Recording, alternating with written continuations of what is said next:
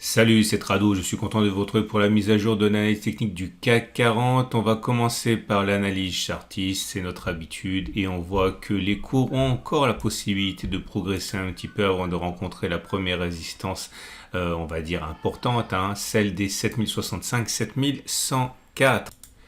C'est sur ce niveau que je m'attends aux premières difficultés puisque ce niveau correspond à la fois à cette résistance intermédiaire mais également aux 50% de Fibonacci de toute la baisse et on sait que les traders aiment bien rentrer sur des niveaux de Fibonacci quand ils pensent à une reprise du mouvement original, donc originel et faut s'attendre à ça et en plus je brûle un petit peu les étapes mais ça correspond également plus ou moins à la moyenne mobile à 20 périodes qui va arriver et qui, on le sait, aime bien être tradé par les traders de moyenne mobile. Bref, ça fait quand même une convergence d'éléments qui incite à la prudence à l'approche de cette zone. On verra comment en tirer parti plus tard.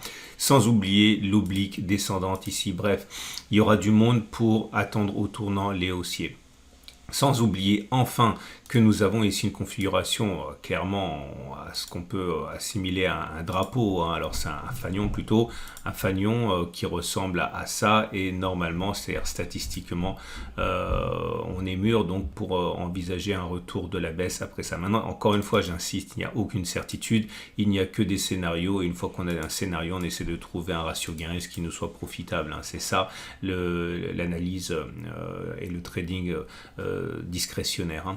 On note également que au niveau des éléments de chandelier japonais, il est vrai que la hausse du jour 0,48% laisse un petit goût amer puisque quand on regarde ce qui s'est passé, on voit qu'on a une bougie qui est rouge, donc on n'a pas tenu les plus hauts, on a abandonné du terrain.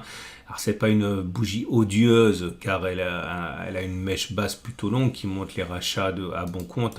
Je pense encore une fois que depuis 2 séances, beaucoup de traders vont prendre leur profit sur cette résistance intermédiaire et sont dans l'attente d'une continuation haussière.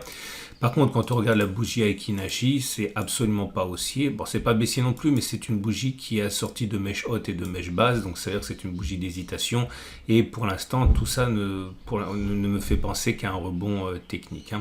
Regardez les autres éléments, notamment de moyenne mobile. Alors la moyenne mobile à cette période, elle est toujours descendante, mais les cours sont au-dessus, donc la tendance immédiate, elle est neutre.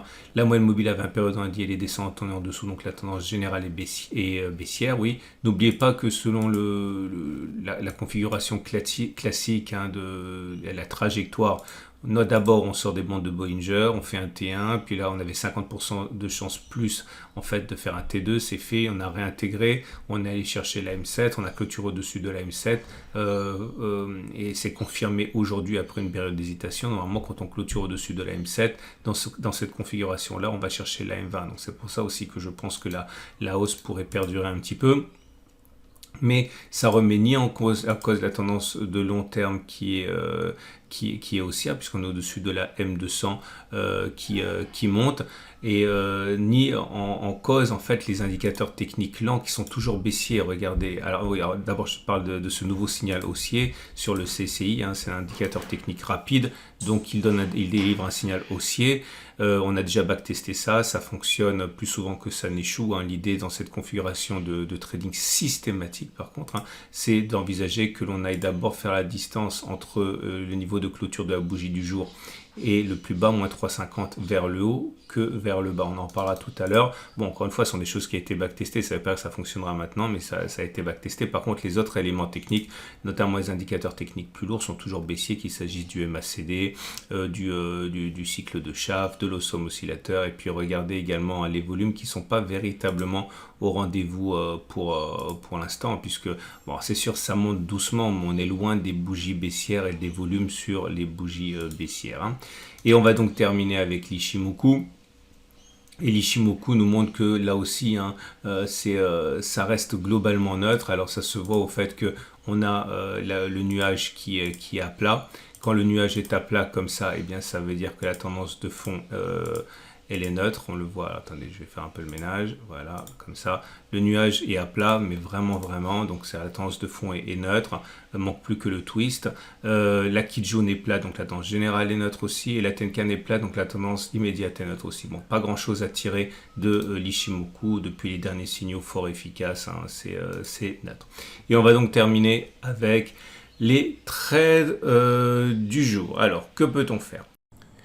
Si vous êtes haussier, je pense que la meilleure chance que l'on ait, c'est de jouer le signal donné par le CCI hein, qu'on a évoqué tout à l'heure. Je l'ai enlevé à tort. Il est ici. Comme vous pouvez voir, on est sorti de la zone de survente. C'est quelque chose que je traite souvent. C'est un de mes setups. Bon, clairement, l'idée, c'est d'acheter maintenant et de mettre un objectif égal au moins au stop loss, au stop de protection. Clairement, si on met un stop de protection sur 3,50, ici moins 3,50, il faut viser au moins 3,50. Bon, en gros, ça veut dire aller reboucher la résistance intermédiaire, reboucher le gap de continuation qui devrait être normalement assez facile à reboucher en ce sens qu'il a déjà produit son objectif et aller titiller un petit peu la résistance hebdomadaire. Bon, après, on peut viser plus haut, mais enfin bon, c'est l'idée, hein, si on veut essayer de trader avec du trading systématique.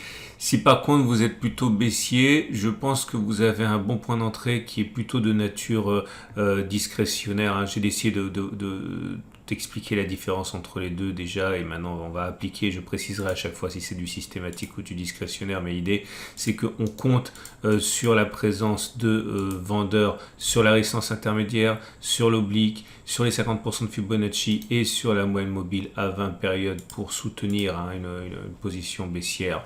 Bon voilà, l'idée c'est de mettre un stop de protection quand on va rentrer voilà, aux alentours de 2,6%, on peut même aller un peu plus, 2,7%. L'objectif c'est d'aller au moins sur les précédents plus bas, 3,5%. Excellent ratio gain-risque, hein, ça se tient. Voilà ce qu'on peut faire. Je vous rappelle que mon trade, il est toujours en cours, mais quelque chose me dit que je vais me faire déclencher, hein, puisque bon, vous le savez, j'ai fait glisser mon stop de protection. Je fais entre guillemets ce que je veux, puisque c'est un trading discrétionnaire, donc je me laisse le droit d'évoluer et de faire évoluer ma position. J'étais rentré sur cette bougie ici, on en est là. Bon, certains diront que c'est dommage de ne pas avoir pris ses profits plus tôt. Bah oui, mais si je le savais, ça serait trop facile. En tout cas, pour l'instant, donc la position elle est gagnante de 2,7%. Si on va toucher le SAR, hein, je sortirai. Voilà, maintenant dernier petit détail, on retourne du côté des données horaires pour quelques plans de trade pour les traders les plus court terme, on va dire. Je pense que pour moi les choses n'ont pas changé, hein, c'est-à-dire que je n'interviendrai pas avant cette zone-là qui normalement devrait être sollicitée. Ok, à la vente. L'idée c'est que si on va dans cette zone, je dis au hasard n'importe quoi, si on va à 7104, j'initierai je peux initier je vais pas initier une position vendeuse, j'ai déjà une position vendeuse, hein, mais l'idée c'est que si on va à 7104, on peut utiliser l'ATR. Je vous rappelle hein, comment ça fonctionne. Imaginons que je veuille mettre un stop de protection à un ATR, c'est-à-dire que si on va chercher 7107 par exemple, et bien mettre un stop loss à un stop de protection à un ATR, je rajoute la valeur d'un ATR au moment où on sera dessus. Il est actuellement 43, donc j'ajoute 43, ça veut dire un stop de protection à 7150. Ça nous amène à peu près ici, voilà, ok. Bien sûr, l'objectif doit être au moins tel que vous avez au moins autant à gagner qu'à perdre. Donc clairement, si vous rentrez ici à 7150 avec un stop de protection, si vous rentrez à 7107 avec un stop de protection à 0,6%, il faut au moins viser 0,6% pour la baisse, quoi, hein. Pour l'achat, c'est pareil, hein, je pense qu'il faut attendre un petit peu. À titre personnel, je n'ai pas de zone d'intervention à part la zone de support ici, hein, qui m'intéresse 67, 57, 67, 88. On en reparlera, mais normalement je mettrai un ATR, un stop de protection à un ATR. Voilà ce qu'on pouvait dire. Je vous souhaite une excellente journée. Je vous rappelle que moi, je recommande l'utilisation d'un courtier qui s'appelle IG, c'est le numéro 1. Vous pouvez l'utiliser avec les CFD, avec les Turbo 24, mais attention, ce sont des produits dérivés, donc il faut impérativement avoir de l'expérience avant. Ouvrez un compte de démonstration pour savoir si vous êtes fait pour ce genre d'activité de trading. Vous avez plein de vidéos pour vous renseigner sur le site. Voilà. À demain pour la mise à jour.